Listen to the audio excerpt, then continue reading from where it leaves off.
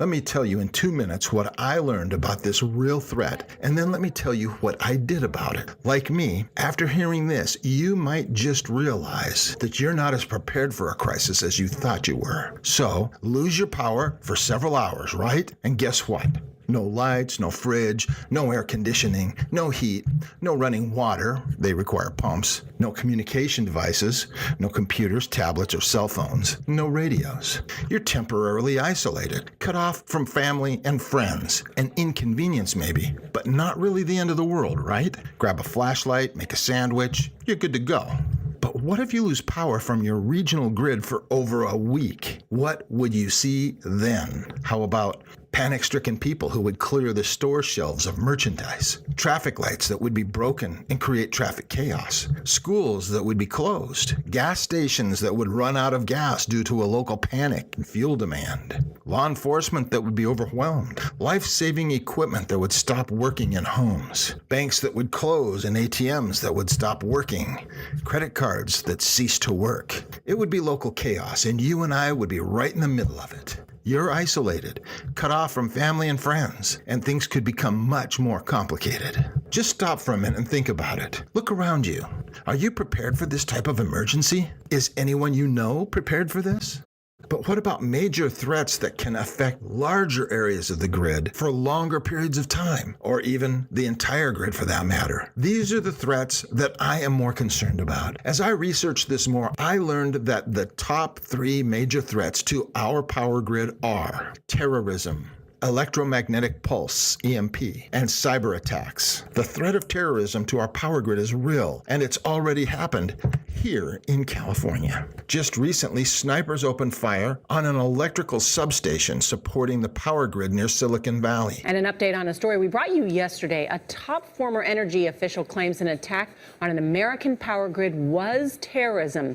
1 or more snipers opened fire in April, knocking out 17 transformers that send power to California's Silicon Valley.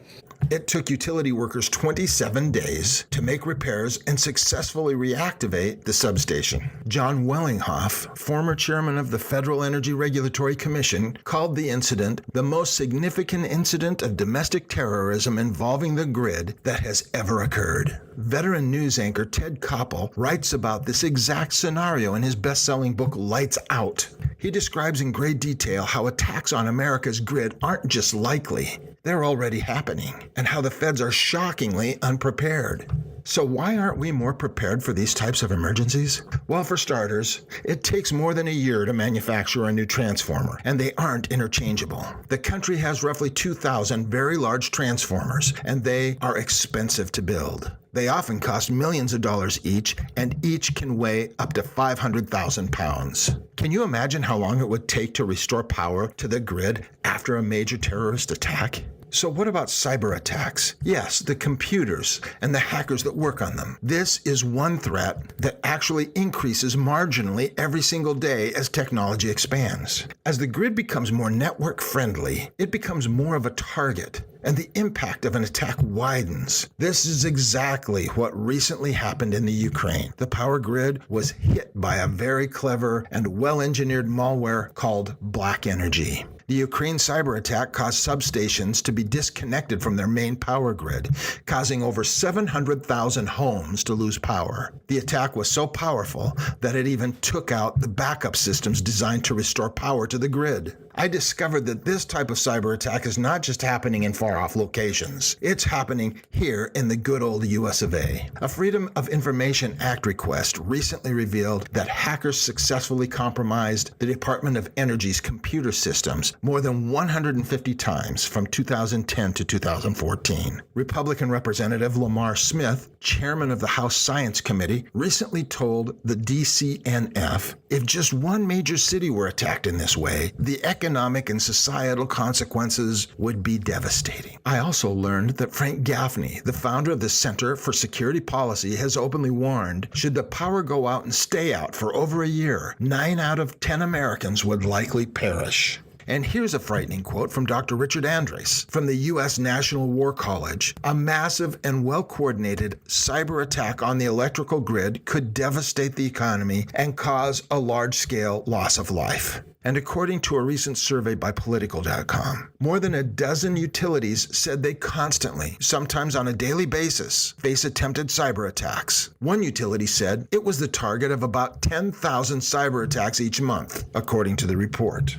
I also learned that the last of the three threats, an electromagnetic pulse, which is a super energetic radio wave that can destroy or damage electronic systems by overloading their circuits, can be catastrophic to our critical infrastructure. I discovered that as a country, we are totally unprepared for this type of event. In fact, it is estimated that within 12 months of an EMP event, 2/3 to 90% of the U.S. population would likely perish from starvation, disease, and societal breakdown. But how can this happen? Well, just for starters, our own sun can generate a solar flare large enough to cause a major catastrophe on Earth, and it's happened before. In fact, on average, these natural occurrences happen every 150 years, and the last major storm was recorded 155 years ago.